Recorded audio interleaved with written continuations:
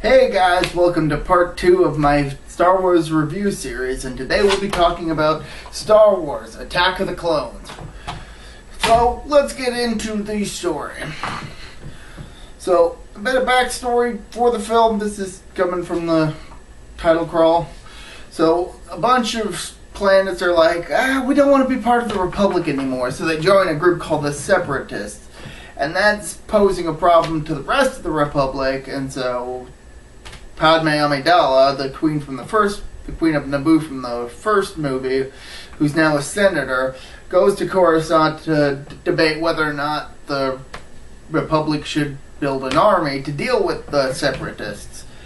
So that's the backstory. Let's get to it. So Padme arrives on Naboo, or arrives on Coruscant, and is almost killed by an assassin who blows up her ship. But she's okay, and so the Jedi Council assign Obi-Wan Kenobi and Anakin Skywalker, who haven't seen Padme in 10 years, they assign those two to guard her. After another failed assassination plot, the two Jedi track down the assassin, and they catch her after a awesome chase scene. But before she can really reveal too much, other than that she's working for a bounty hunter, said bounty hunter assassinates her, and so yeah. Now, after this, the Supreme Chancellor Palpatine asks that Padme go back to Naboo secretly so that she can be safe, and Anakin is assigned to escort her.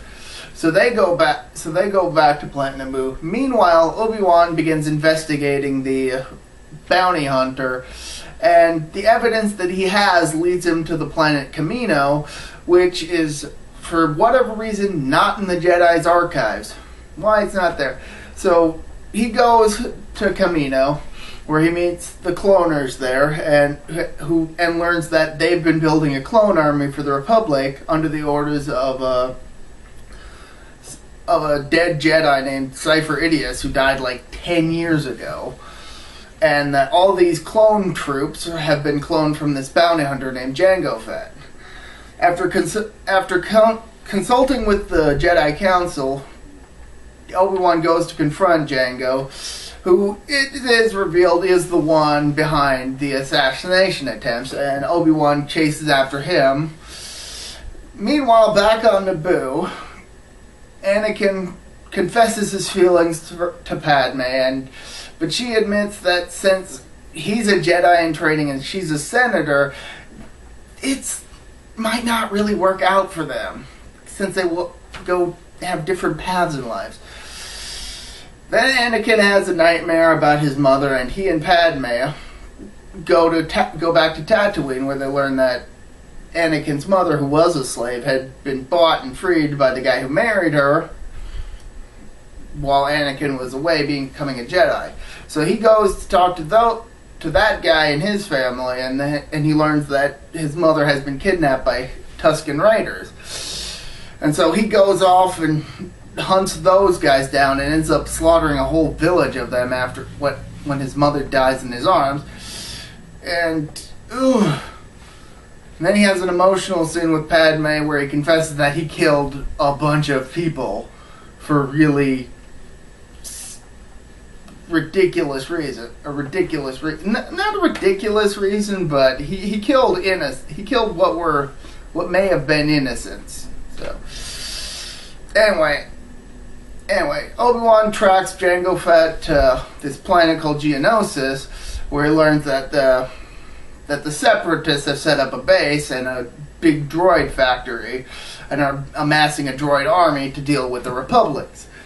So Obi-Wan, just intent on contacting the Jedi Council, finds that he can't, so he tries contacting Anakin on Naboo, but finds him on Tatooine, and then sends him a message like, "Hey, forward this message to the Council. We got some pretty bad stuff going on here on Genesis." Oh! And he gets caught while recording the message. Now, Padme and Anakin, who are watching the message along with the Jedi Council, because they got the they got the message forwarded to them. Padme decides, I'm gonna go help Obi-Wan. And Anakin's like, oh, okay. I guess technically I gotta keep protecting you, so if you're gonna go, yeah.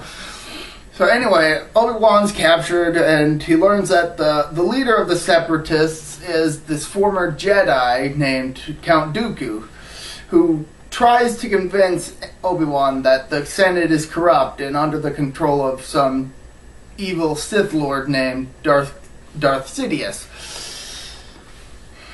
Anyway, so yeah, back on Coruscant, the Jedi Council sends Mace Windu and like a bunch of Jedi Knights to Geonosis to help to deal with the Separatists there. Well, Yoda goes off to deal with the clone army, while Palpatine puts forth to the Senate, hey, maybe we should build an army. And Jar Jar, of course, Jar Jar is the one who's like, yeah, we should totally build this army. Thanks, Jar Jar. This is one of the good movies he's in. So anyway, so Padme and Anakin arrive on Geonosis and are almost immediately captured, but there's a pretty nice action sequence where they're trying to escape through a droid factory, but they end up getting caught, and those two, and Padme confesses to Anakin, because they're about to be executed, that, yeah, she loves him too. So, but they're about to be executed. So Anakin, Padme, and Obi-Wan are set to be executed, and three alien monsters are sent out to deal with them.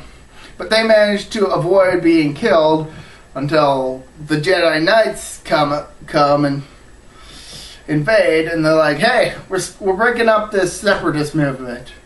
And then the droid army comes out, and it's Jedis versus droids, and pew pew pew pew pew pew, and Padme's all shooting everything. And during the battle, Mace Windu fights Jango Fett and decapitates the guy right where his kid is watching as his father is just loses his head, literally.